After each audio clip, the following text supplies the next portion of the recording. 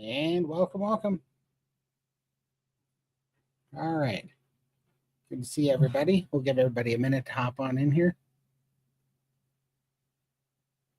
Good to see y'all. We had we had back-to-back live streams tonight, so I think people might be confused what was going on because there's not very many people in here right now. I think they might have thought that was the live stream that I was just in, but we had normally we do a SBG live stream on Fridays, and then we do a Saturday or a Sunday live stream on. Well, I do a Sunday live stream on Sundays, but yeah, I think that got a little messed up. Good to see everybody. Oh yeah, this one's gonna be rough. There's nobody in here. If we don't get some people, I'm probably gonna cancel this and redo it next Sunday. But let's see what happens here. We'll give it a few minutes. Good to see everybody. Nice, fine Sunday we're having here. There we go. Some people are coming in. Go ahead and put in the chat where you guys are coming in from. This might be a very short live stream if we don't get some more people, though. I think that live stream I just got off of confused everybody. Hey, Roxanne. Hey, Karen. All right. Well, then we're going to make it happen for you, Karen. It was I scheduled these on Sundays, but we just had an SBG live team that was kind of, or live stream that was kind of impromptu. So I'm going back to back on these tonight. Good evening, guys. All right, everybody's hopping in here. Give it just a few minutes for everybody to roll in. And then we'll get this party on the way. But appreciate you guys coming. All right. Hi from Plentywood. That's awesome. My mom went to some kind of nursing or nurse's aid school or something in Plentywood. I can't remember. I was there once. You're almost in Canada. I remember that. I remember driving a heck of a long way. Oh, thank you. I'm watching from Missouri. It's been a lot. Spent a lot of time in Montana with my kids in Columbus. Oh, that's awesome. Columbus is a nice place too. All right. Busy guy tonight. Yeah, it is. It's been a busy one today. We did a 2-hour open chat and SBG today on a Zoom call. So that was like a 2-hour live. And then we got an hour break and did an hour and a half live stream for SBG on YouTube. And now we're going to get another hour in here. So yeah, for sure. All right. Go ahead and put a Q in front of your guys' questions, if you will. Hey, Caleb. I'll mark yours, and then when we get some more questions in here, I'll go into that. Man, I'm gonna go down a little rabbit hole. I think I don't have any of the information gathered, but I just been looking, and there's this kid on TikTok that weighs he's like 600 pounds or so, 650 pounds, something like that, and he's working out, losing weight. He's like 25 years old, but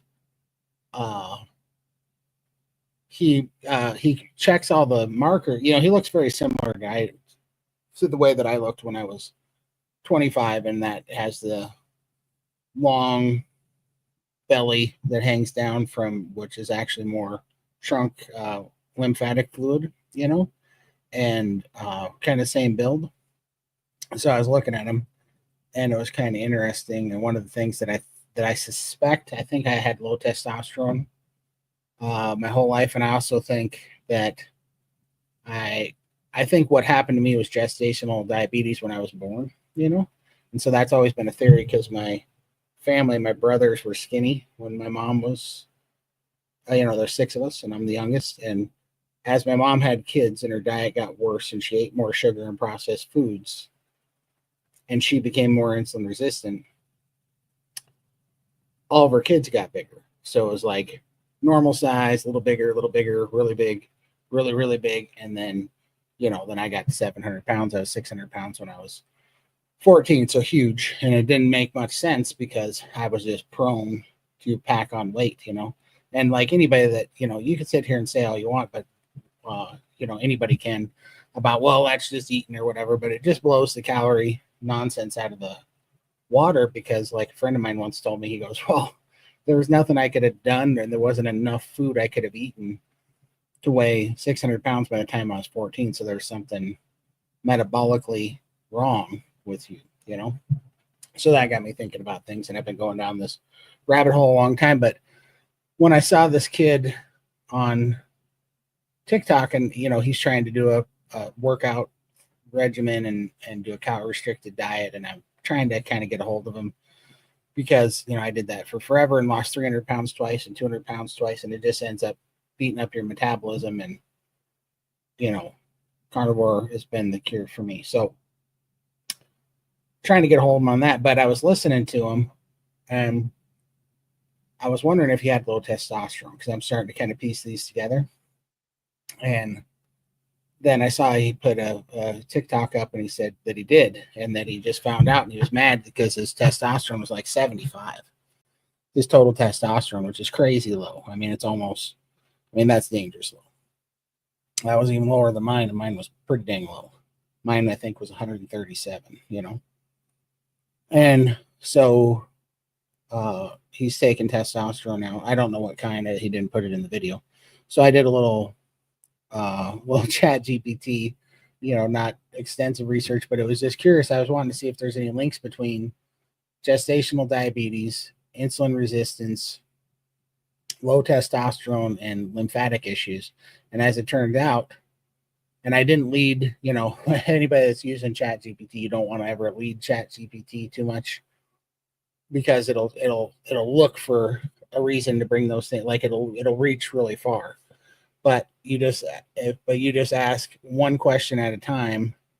And the question I asked was if there's any link between gestational diabetes and low testosterone and a male.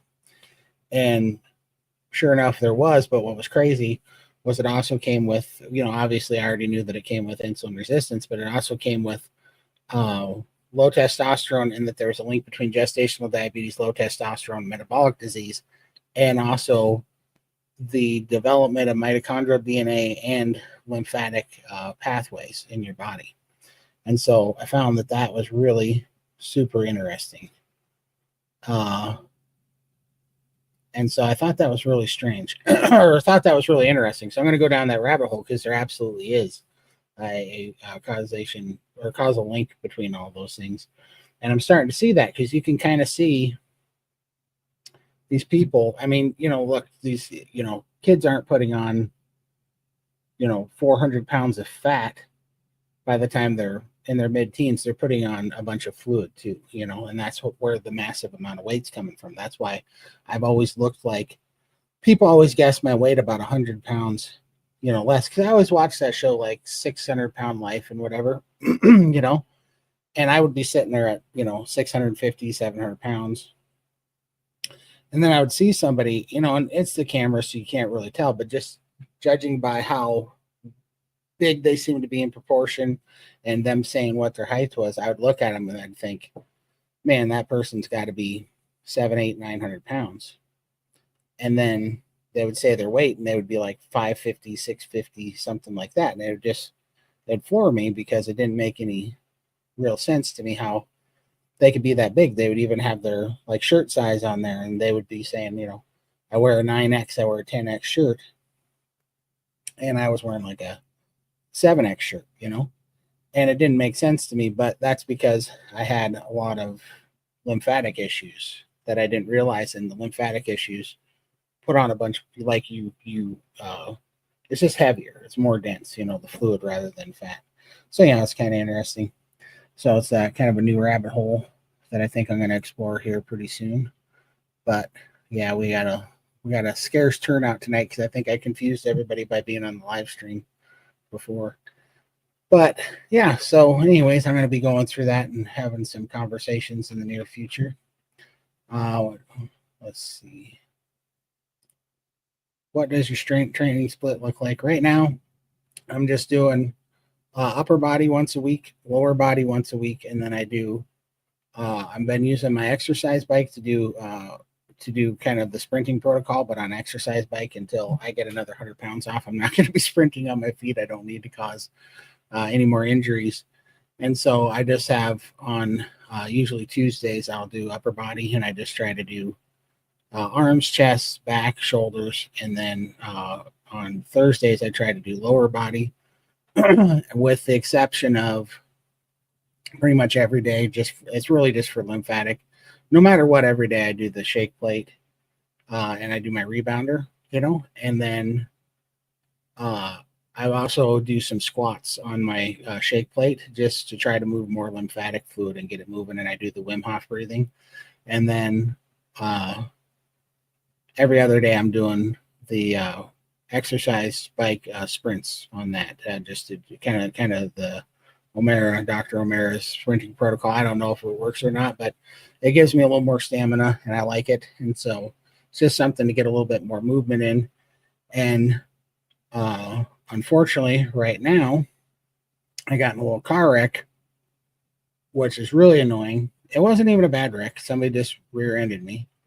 But I had a herniated disc, and I spent 3 months in physical therapy and the chiropractor getting that herniated disc to stop pinching my sciatic nerve. And then I was free from pain, and it was all fine for about 6 weeks. And then I got rear-ended by a car. And I mean, like as soon as it hit, I felt that same herniated disc flare up. And within a couple of seconds, I started feeling my butt cheek hurting again, which was that sciatic nerve. And then it worked its way down to my leg. And now that stupid thing's pinched. And so right now I'm being a little bit more careful on the leg exercises because that back, I got to fix that back again and get that herniated disc back in shape. And so that's keeping me from doing the exercise bike right now. And it's keeping me from doing the leg workouts right now. And that's just been over the last 2 weeks. But I hope that it goes away a lot quicker this time because that thing was no fun and it does not let me sleep. Let's see. Hello. I feel like my testosterone's 700. You feel like it. You should just go get it tested and see what it says, and be interesting to see where it's at, Caleb, for sure. Not saying, I'm not even advocating that you do anything about it. I gave it 3.5 years before I decided to take the pellets. But I just wanted, because it was just too low and it was keeping a high body fat percentage.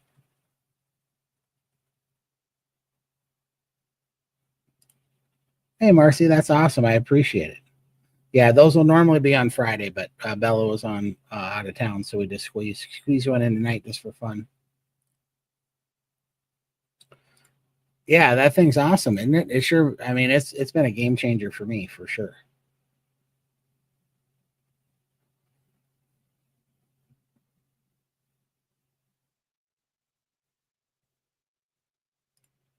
Oh, that's awesome. That'll be really fun. Yeah, I mean, it's just good to have those things to to keep you straight. Well, that's what this live stream was originally going to be about too. I was just giving everybody a chance to get in here. Yeah, I'm doing it. I'm just doing the rebounding really slow, and the rebounding actually seems to help because all that I'm moving on the rebounding is just my feet, and it's just to get that calf pump. But just that little bit of low impact movement seems to really loosen up the sciatic nerve in the morning and that hip, because when the sciatic nerve is weird, especially the way that my herniated disc is. Like I have to get relief, I have to bend to the right side because it's herniated, I guess, on the left side or whatever.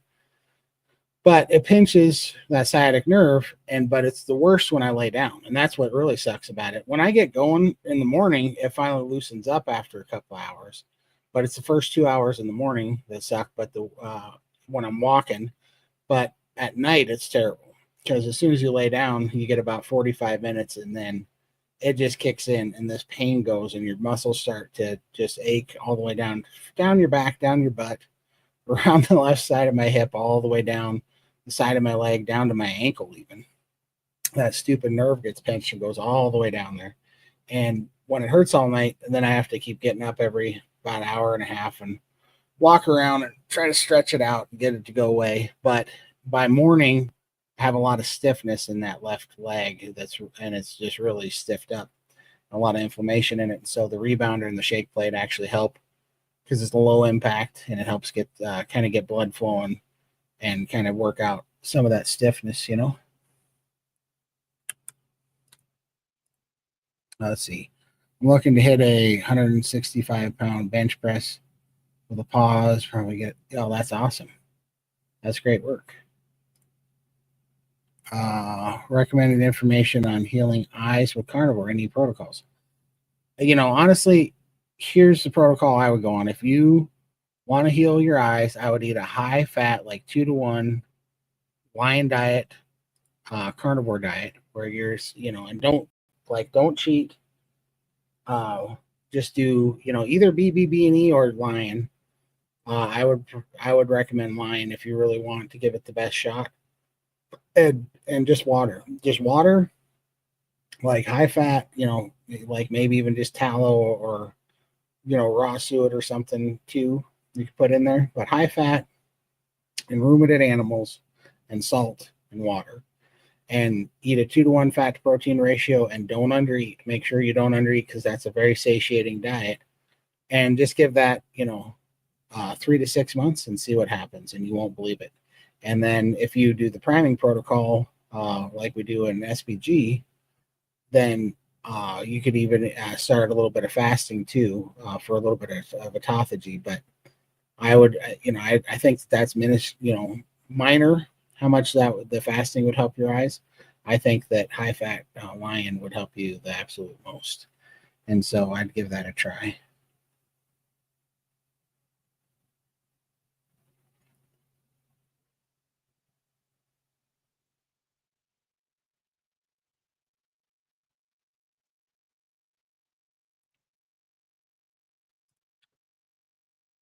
Yeah, squat, absolutely, for sure. Yeah, I have a terrible bench too. And I think part of it is, well, I don't know. I've always, well, part of it's from carrying around a lot of weight. And I think you might have a stronger lower body and back as well. And so, yeah, squats and deadlifts, and specifically uh, because I have really long arms. I'm only 5'10", but I have like a 6'4" wingspan with my hands, and that is not conducive to a good bench press and frame. It makes it hard.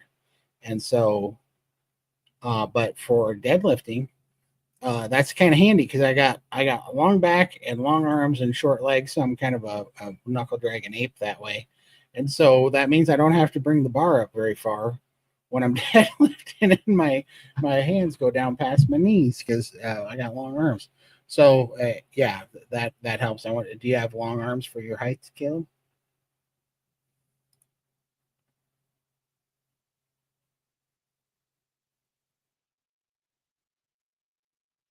The bands, I have a bunch of them in there, and they're really good, especially for starting out and getting working stabilizer muscles too. Those are really good, Manuel.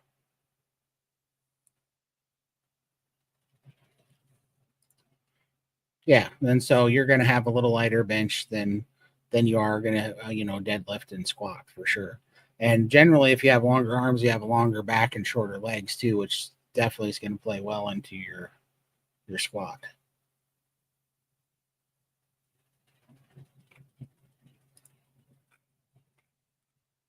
Yeah, so looking forward to it. But yeah, so originally what I was going to do here for tonight's topic was going to be on, and I'm sure I've talked about this before, and this is, if you've heard it before, forgive me, but if you're new here, is the environment, right? And because I talk about this a lot in SPG, but I've been wondering why I'm having such a easy time staying carnivore.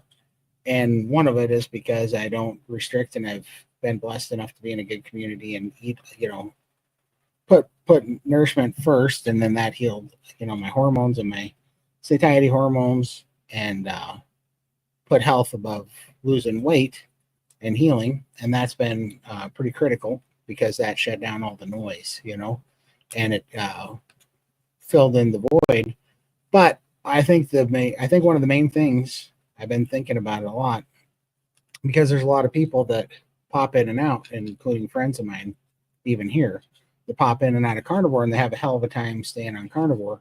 And I just couldn't figure out, I was just trying to backward engineer why, but then I remembered that the reason why I found carnivore in the first place was because of Gary Taub and Robert Lustig talking about, how the big food and big pharma companies were so successful at getting everybody addicted to these foods, and getting everybody basically drug dependent, was because they changed their food environment. They said you can't get 74% of the population obese and overweight, and 88% of the population to be metabolically, have metabolic disease.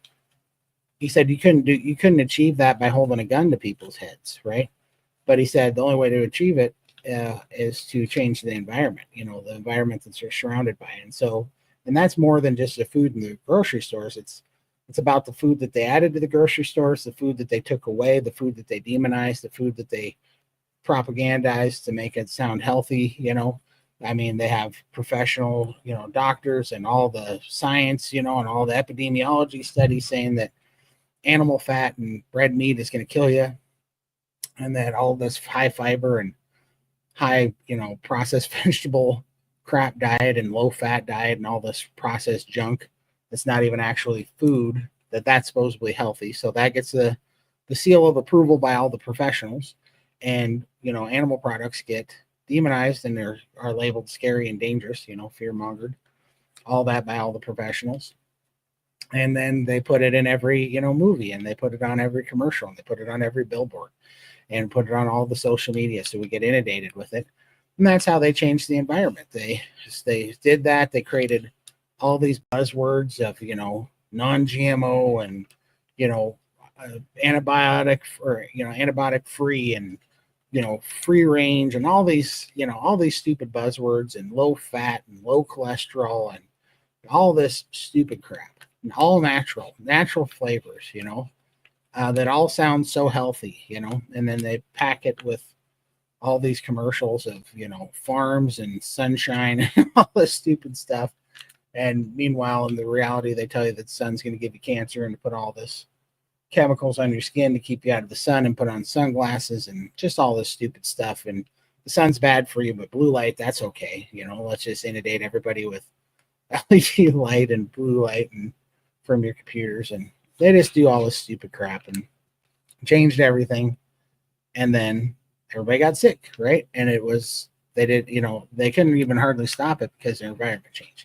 And I said all that to say this, is that I think the reason why, unbeknownst to me, that I had done, that I didn't realize that I had done, was that I'd accidentally changed my environment by doing these YouTube lives, by being in the carnivore community, by being an SBG, and then by doing Zoom calls in SBG, and trying to help other people stay carnivore.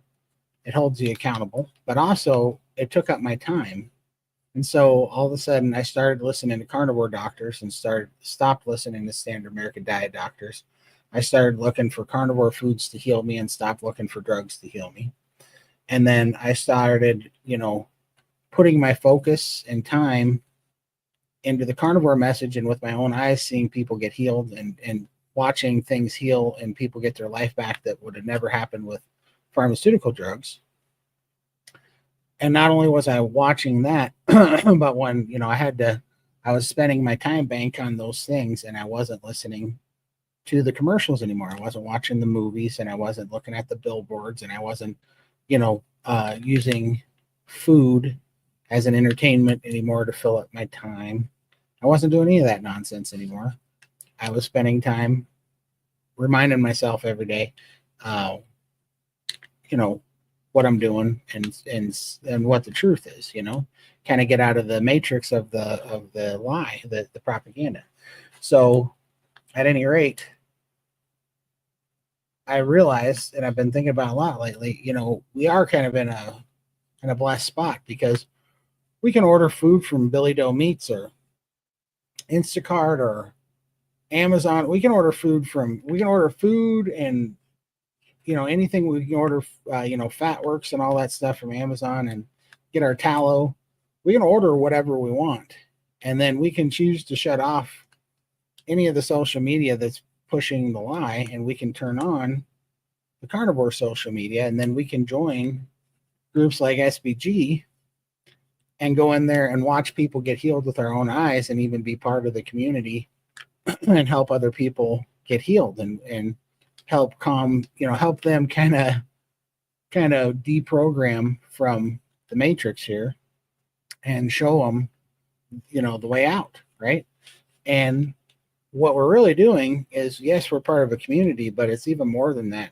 We've actually just completely changed our environment. And so we started unbeknownst to me, created an environment that I actually wanted to be a product of, And so, yeah, I just got me thinking about that a lot more lately, because we get to choose our own environment now. We don't have to be stuck in this environment. They make it look like we're stuck because they have all this stuff in place where, the standard norms, they have to do to be healthy and safe, all these little protocols and processes that are hurting everybody. You can just opt out of them. You can completely opt out of them, and you can go order the food that you need that is going to heal you, and then you can go get in these, like SBG and these carnivore communities, and you can watch people doing it with you, and do the NSV calls and watch everybody heal and see it for yourself. And then that completely disarms all the propaganda and the fear mongering when you're like, yeah, well, I'm seeing people get their life back. Ask yourself, have you ever seen anybody in your family heal on drugs? Are these drugs making anybody actually better? Like, it might buy them some time, might relieve some symptoms, but in the long run, my dad died, my brother died, taking all those drugs for years, and they went through the protocol, and they just take more drugs and more drugs and more drugs, and then they die. They take more drugs, they lose quality of life, they lose mobility, their world gets smaller, and pretty soon all that's left is a room, a bed, doctor's appointments, and pharmacies. And that's all that that the end of their life amounted to, was a sick room, a bed, professionals, clipboards coming in, taking your vitals to let you know that they're slowing down your death with these great drugs. But I never see anybody get off them, get healthy, get healed.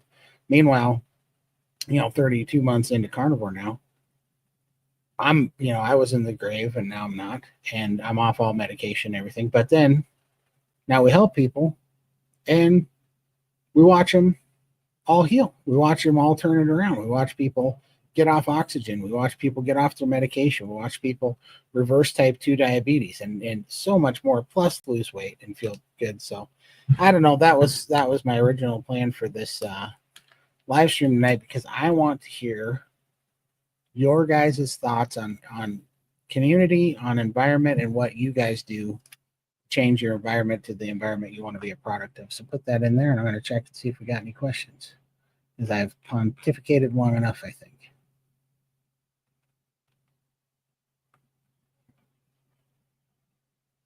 All right. Caleb says, previously being heavy really helped me put on good base muscle, because I was 250 pounds, 5'4", was still active, played tag and football almost every day. That's awesome. Yep, for sure. That will put it on, that'll build an awesome foundation for sure.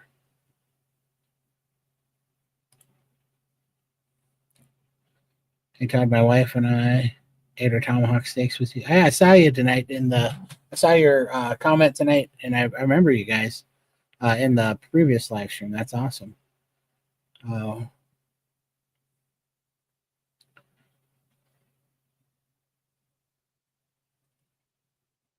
Yeah, I was sick as a dog that day. That's why I felt really bad, because I was passing a stone, and I'd already passed it, but I hadn't slept in.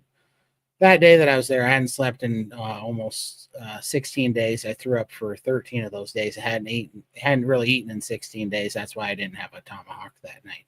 I didn't eat at any of those events. I didn't eat any of that meat because I didn't have I didn't have an appetite at all because the kidney stones had made me so sick. And yeah, but and that's why I got behind, and that's why I was rushing, because I was planning on having more of that stuff done ahead of time. But the kidney stones just had me, absolutely walloped. But next year I'm going to have much more time, and we're going to be ahead of schedule, and we're going to have more help. And next year I'm going to be at all of those events, and because I really wanted to hang out with everybody more. But um, yeah, those stupid kidney stones, man. Ugh, I'm so glad. I hope that was the last one. That thing better call me on Father's Day. I know that, because that was an 11-day labor. I'm not doing that ever again, for sure.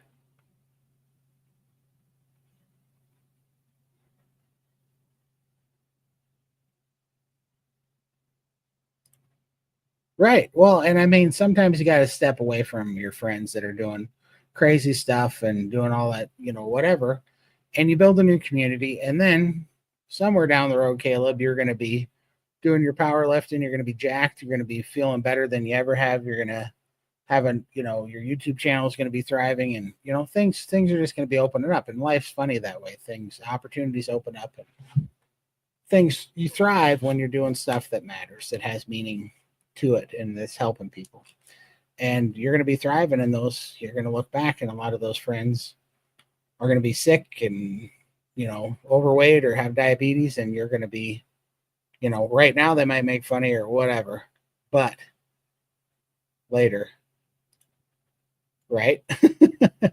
But later you're going to be their way out. Exactly, TK.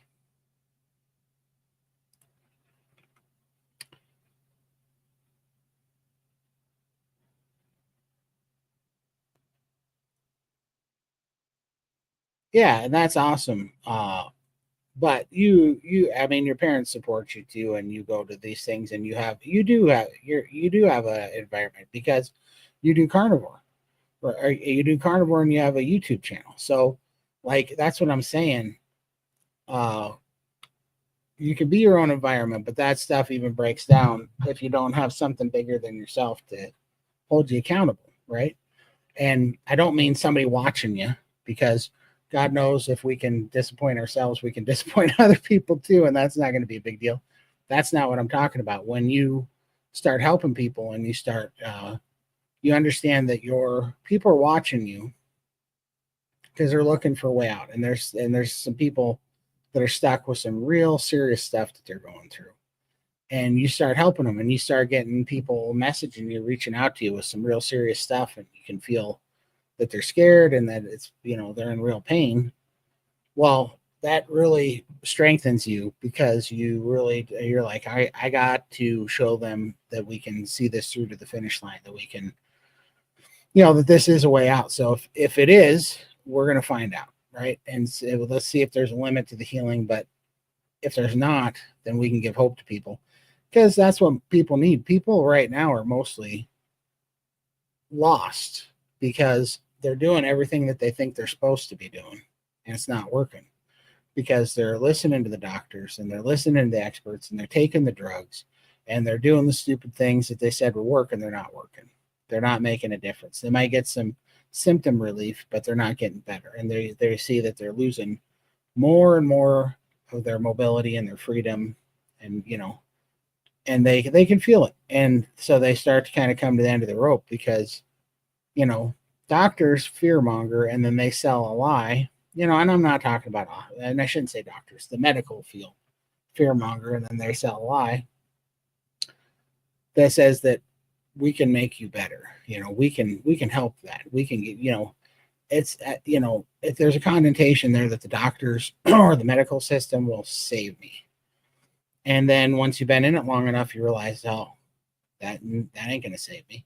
In fact, I'm getting worse, and then you think, but if you don't know better, and you're under the medical care and drugs, and you've made that your, your health plan, basically, and you start getting worse, then it's super depressing and super demoralizing, and it feels like there's no hope, because It's not working. And that was the thing that you'd put your confidence in, that no matter how bad it gets, I always call the doctor and I can go into the hospital and they'll give me something and it'll make me better. And then you get there and it doesn't. And in fact, you're doing everything you're supposed to and you start getting worse. Well, those are the people that come and find us, right? Those are the people that come to these channels. They didn't come here first because I'm a crazy fat guy in a cowboy hat that's talking about eating all the dangerous meat, right? So they're not coming to me because I was their first choice. They got really sick and they tried everything else and they've went through this for years, and then they had to look outside the system, and then they found me, and they're pretty scared and they're in a pretty serious spot. And so that does keep you accountable, because you're like, man, I got to try to, you want to try to be some hope for people too. So anyways, that's all I'm saying, is that by doing these YouTube channels, by being in these communities, by seeing other people and kind of almost preaching the carnivore gospel in a way, you are not staying accountable because you don't want to disappoint somebody. You're staying accountable because you are actually trying to help somebody and pull them out of it, Let's see here.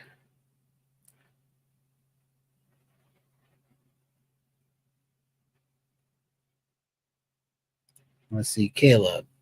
As far as people go, haters motivate me because haters never going to do better than you. Yeah, and supportive people are nice because they're well supported, for sure. And I get that too. Like, I have a streak in me where the haters used to really push me hard, but and I'll still have my moments and stuff. One or two of them will get under my skin, but now I just realize they're just a bunch of sick people. Like I was. I would have been a hater of the carnivore diet probably, 15 years ago, before I'd gotten this far, before I'd been brought to the end of my own, whatever ego and stuff. So now when you listen to them fighting you, what I just hear now, most of the haters are food addicts that don't like their addiction being threatened, because if I'm right and they're wrong and the medicine doesn't work, then they're going to have to address their food addiction, and that sucks for them. And they don't want to hear it. So that's where most of the hate comes from, is from pretty broken people, I have the SPG community. I don't have any friends to hang out with. Well, you got us, Manuel, for sure. We love seeing you every day. For sure. 100% it's not. It's amazing how quick a doctor will prescribe antidepressants or any other prescription. I know, it's disgusting, really. And I think that it's actually negligent. Watch me get kicked off the air here pretty soon, but I think it's actually borderline negligent when, look, I don't know enough about all depression and anxiety, but I feel like 99% of it can be cured with the carnivore diet. And the reason why is because I hardly ever see, I don't know that I've ever seen anybody except for a handful of people that haven't had a pretty significant amount of healing with their mental health in a very short period of time on carnivore, like 99% of them. And the ones that are struggling with it usually either have an issue where they have a digestive problem, like they had gastric sleeve or a gastric bypass surgery where they're not able to absorb the nutrients, so it takes a lot longer to heal because they're just not getting as much of the fat and nutrients absorbed. Or there's even a guy I know that got like in a car wreck and lost some of his intestines, and I think that's what's happened for that fella. But so that's the only time. So how crazy is it that they'll put it, like Montana's #1 in suicide per country, and we just, there's a kid that was friends of our family that was 18 years old that just took his life like 4 months ago, and he was on those things. And so how ridiculous is it that they put so many people on those things, and it maybe it'll buy them some time, but a lot of them still succumb to it on those antidepressive medication, and they push those first, but they also have that same person that's pushing those on you, and you have a high chance of succumbing to suicide. And that same person will tell you not to eat red meat and fat. When for me, it was 5.5 weeks and all that healed.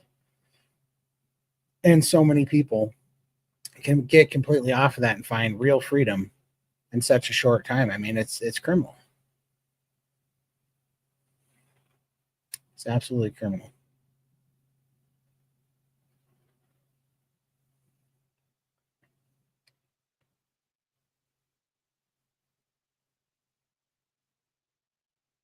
All right, let's see.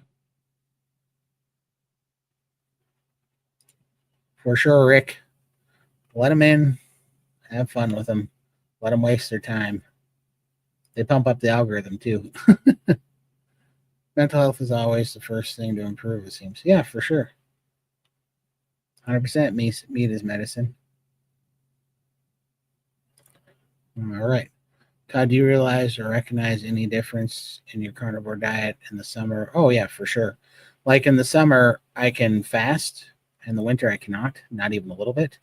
In the winter, my body just wants to feed, So, but in the summer, I have an easy time fasting, and my appetite goes down. I actually have to pay more attention to getting the food in the summer, and also I lean out in the summer, and I put on. I seem to heal in the winter, and so. But I mean, there could be many things there. Like this year, I found out. I'm in Montana, and it's cold, and the winters are long, so I don't get a bunch of sun in the summer or in the winter. And so I had low vitamin D, and so I ended up taking a supplement, which pretty much everybody in Montana needs. Like we're kind of like Alaska that way, because we have very dark, long winters, And so that might have been part of it too. So now I'm going to continue to take D and D3 and K2. But for the most part, my body just does not like to fast, and it holds on to weight in the winter.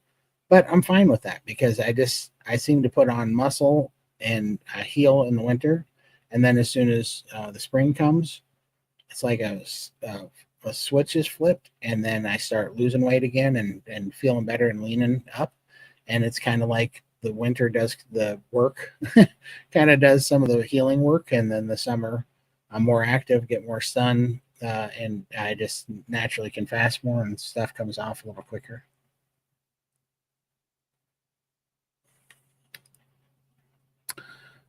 This doctor asked me several times if I wanted the jab, even when I was requesting help with hormones. Yeah, I know. It's silly. It is so silly. I mean, it's just like Lindy loses 500 pounds, goes to the doctor. She has a little bit more weight, and they're like, "You want some Ozempic?" It's just crazy. I'd always enjoy your experience and knowledge. I appreciate your email. Oh, thank you so much, Marcy. I appreciate you so much. I have a friend that I have not seen in a while, and he's lost 80 pounds from Crohn's disease. I think carnivore is the only shot he's got at healing it, to be honest with you. That's why have your buddy look up like Nick Norwitz and Kent Carnivore. I think what they actually had was ulcerative colitis, but that's one of those things like Kent Carnivore. Before he found carnivore, his real name's Lee Copus, but his channel is Kent Carnivore. He young man, and he had to have his colon removed, and he has a colostomy bag. But what I find, and he's just a wealth of knowledge, and his channel's awesome. And then Nick Norwitz, he's like a Harvard medical scientist or something. He's just about to graduate from Harvard, but he had ulcerative colitis, I believe it is. I think that's what he had. And anyhow, he did some studies, and he ended up being carnivore because it was the only thing. Because I don't think there's a known cure for ulcerative colitis, but what everybody's finding out is that carnivore is the most healing, and it can save these young men's colons because it's starting to be a pretty devastating thing. And so, I think if he has any chance of healing that, that's what is going to happen, because gut health is so important. And the fat is the most healing thing for your gut. You need that fat, and you need to get rid of all the fiber and all the all the crap, all the sugar and the glucose feeding little bugs and microbes that are in there that are destroying your gut, and also all the preservatives in the seed oils. I mean, it's just destroying people's guts. And if you just get like, I'd have that dude on a high fat lion diet, and that would absolutely be the best thing he could do. Yeah, for sure.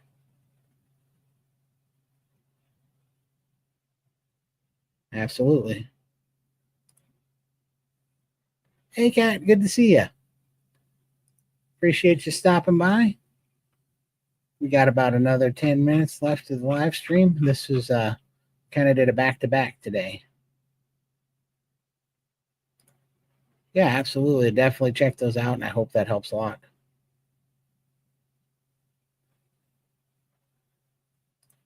Yeah, for sure. And I mean, some people have diarrhea on carnivore too, when at first till their gut starts to be able to process the fat, but it just takes time, to heal. But I was arguing with this guy on why, I don't know, but well, I do know, because he's kind of a troll, but he's kind of an interesting troll, and this was on TikTok. And he I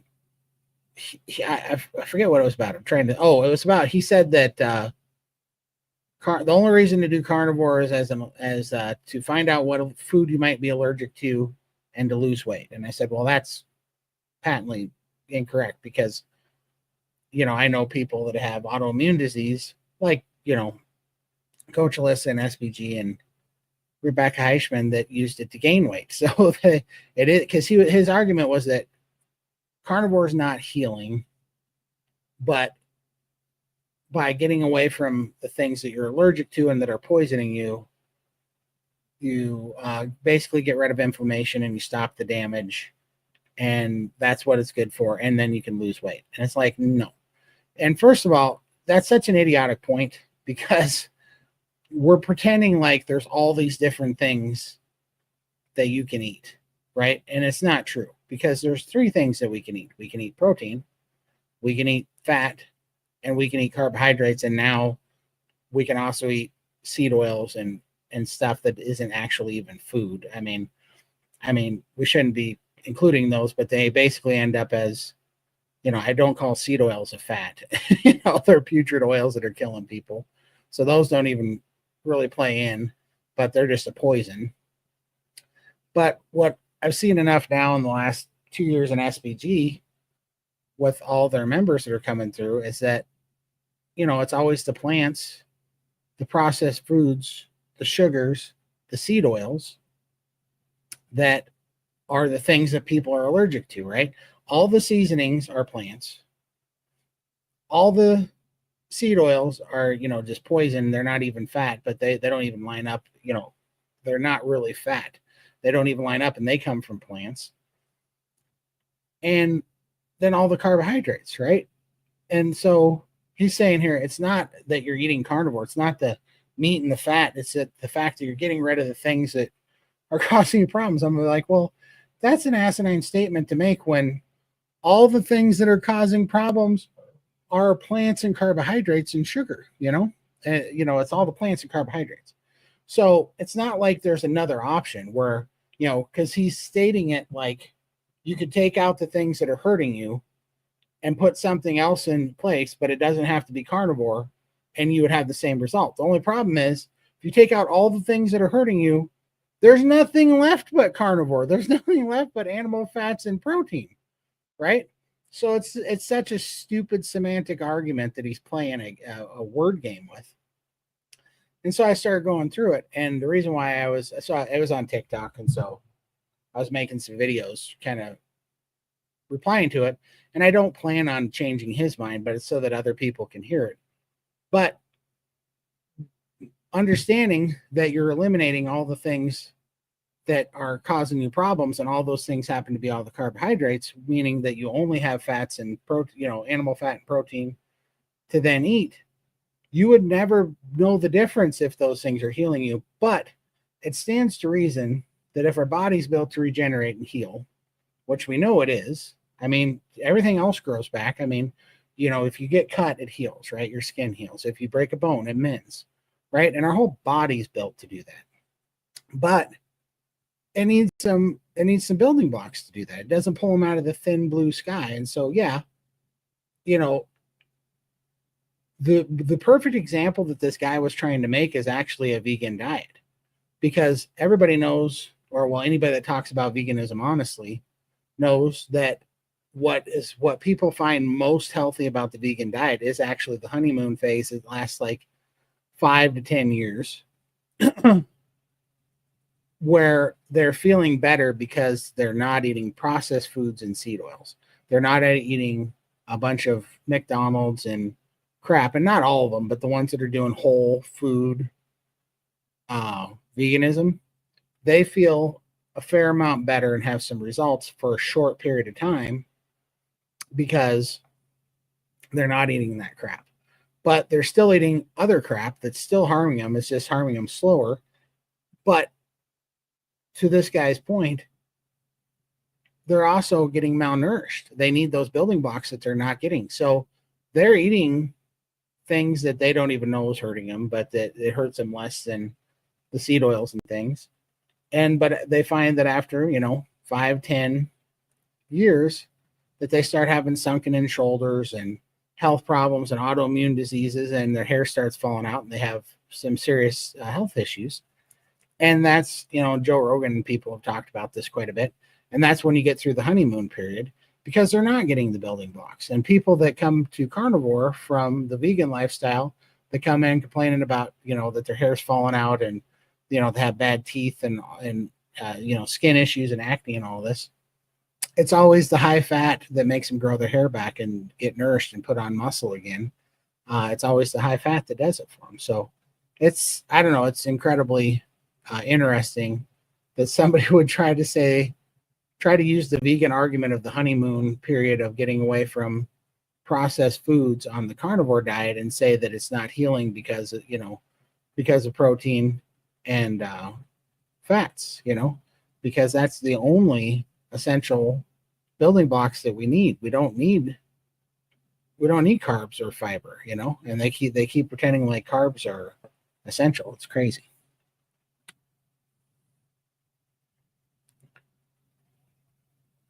Yeah, for sure. That stuff is disgusting. Yeah, seed oils are terrible, especially when you get off them and then one of them creeps in.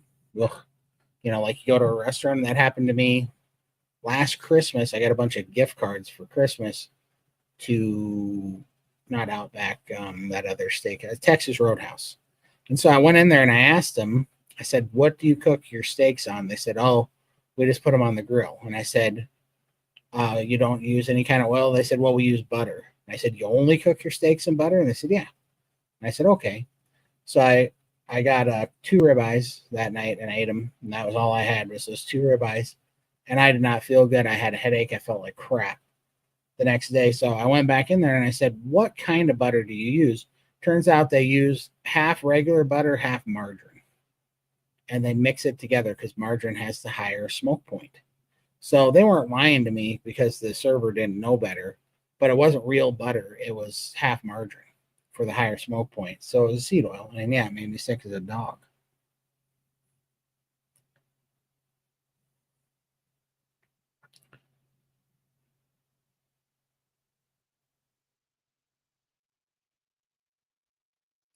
Yeah, for sure. I don't know why they want to, crap a hay bale. It's like, so you're not even breaking it down. And that's why I like Ken Carnivore stuff, is because he's got that colostomy bag. So, they're like, oh, the meat doesn't break down. It gets stuck in your body. It's not true. When that goes through Ken's system, it just comes out as a liquid. It's so bioidentical or perfect or whatever for the body that it just breaks it all down, like 98% of it. And it just comes out as a liquid, really simple, really fast, really easy, because that's what our guts are built to break down. But meanwhile, if he has vegetables and stuff, it gets all, a bunch of gas, and it just it blows up his colostomy bag, and it's just it's unpleasant experience for him. And so, I mean, that proves it right there. You can kind of get to see the actual digestion process of it, So yeah, it's pretty awesome. But I appreciate you guys coming in. It was good to see y'all. We had kind of a cozy little group today. We're probably going to start doing these a little bit earlier as we get back into the fall season. And we're going to start having our SBGs on Friday again, our SBG lives on Friday again.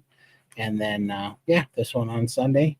And more stuff to come. I'm trying to open it up a little bit and have some topics that I wanted to talk about. And I'm going to start ranting a little bit more in the future here as my schedule opens up. So appreciate it, Caleb. And everybody go check out Caleb and Rick's YouTube channels. We appreciate you guys. That's Charger Mopar. And appreciate y'all. And we will see you guys next time. You guys have an awesome week.